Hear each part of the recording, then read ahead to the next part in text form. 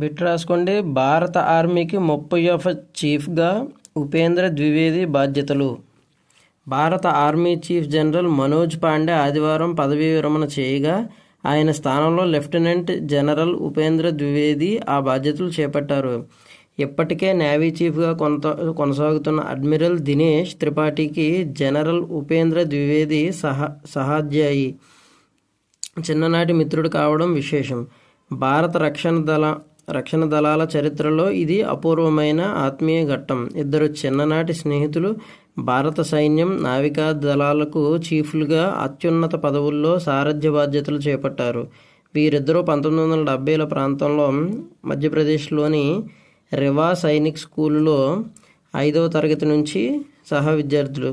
Something ఇచ్చారు. Navy chief admiral Dinesh Tripathi general Manoj Pandey నుంచి బాధ్యత